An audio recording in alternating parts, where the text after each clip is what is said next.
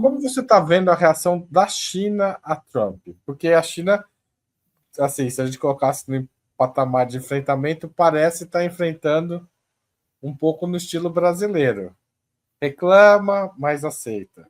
Reclama, mas não reclama demais. A China está reagindo bem ao trumpismo? A última medida que eu vi da China foi que eles vão entrar na OMC, né? Não sei se você viu, se a gente deu aqui no Ópera também essa.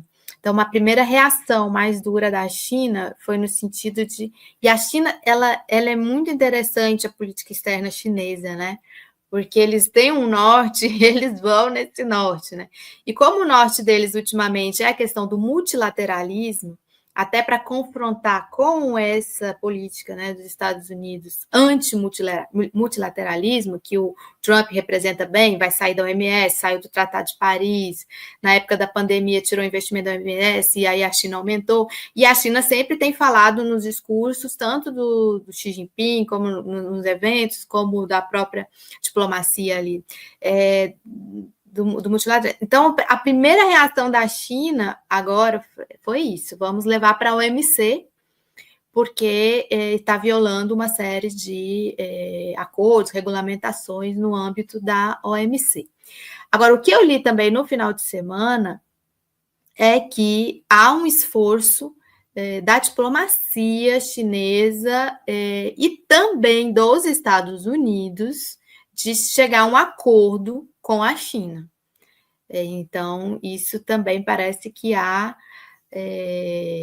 uma iniciativa aí com o Ministério das Relações Exteriores da China e a diplomacia do Trump já, não o Marco Rubio, né? Mas deve ser quem está trabalhando para o Marco Rubio, porque o Marco Rubio agora está com foco aqui, né, na América Latina, foi para o Panamá, está preocupado. No final de semana também, não sei se você acompanhou, eles tomaram novas medidas contra Cuba, né? Inclusive, teve um posicionamento aí do governo cubano de que eles elevaram as medidas contra Cuba. Então, Marco Rubio também está muito dedicado aqui à América Latina. Mas tem toda uma diplomacia dessa área comercial que está atuando com relação à China para nos bastidores dessa retórica de guerra comercial do Trump. Certo. Ana, os BRICS entram nessa equação? Ou os BRICS estão num outro. Não tem. Que você mencionou nessa conversa China, Brasil e África do Sul, né? Eu lembro lá no comecinho da conversa. Aliás, se quiser falar sobre a lei da reforma agrária, é uma coisa que eu queria depois dessa pergunta. Agora, Rússia, a guerra continua, até agora não teve uma movimentação importante nesse sentido. E a Índia está totalmente. Você nem lembrou da Índia nessa história. Como é que estão os BRICS? Porque parece que cada um está numa posição diferente em relação ao Trump, né? Não tem um. Digamos, a gente não tem problemas comuns aos cinco, ou tem? Tem sim. Eu não falei da Índia, mas o Trump falou da Índia.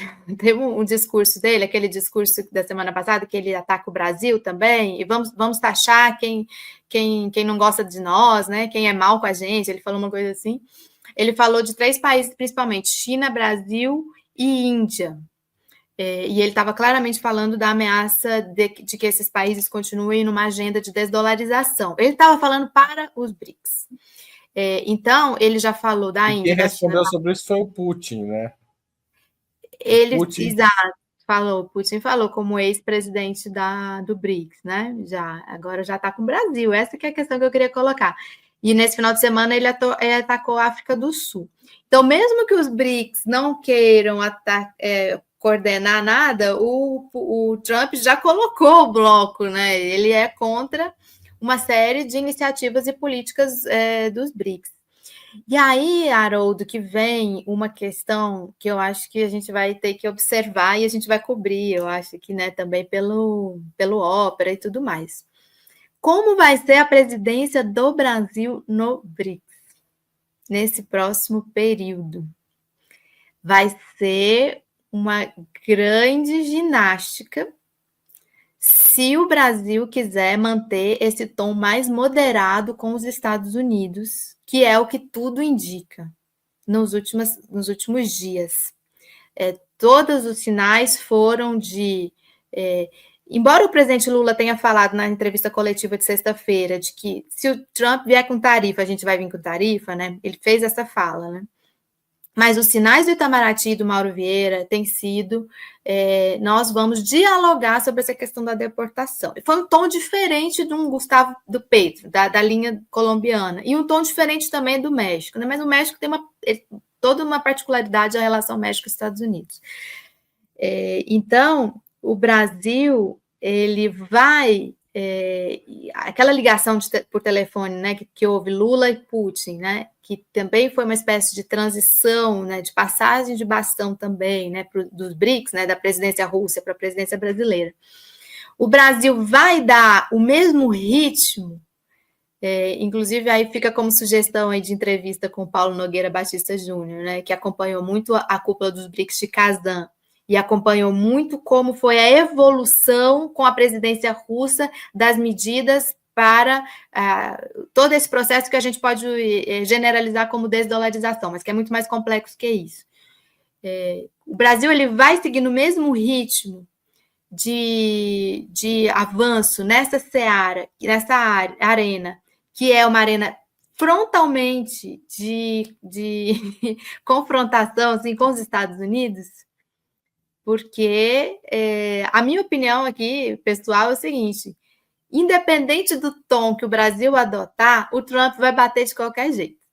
O Trump vai bater com força nos BRICS, sendo a presidência brasileira mais moderada ou mais ofensiva, no sentido de que estamos aqui, somos os BRICS, estamos sim trabalhando, colocando as nossas mentes aqui do nosso país para pensar, nossos economistas, qual vai ser a solução, uma alternativa o arcabouço financeiro herdado lá da Segunda Guerra Mundial, que o presidente Lula também sempre fala, né?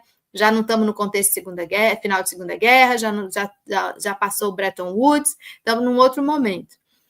Então, essa é a grande questão. Qual vai ser o tom da presidência brasileira nos BRICS, nessa questão das soluções econômicas, né, alternativas, de financiamento, de crédito, de alternativas ao dólar, e como vai ser a reação do Trump a isso, né?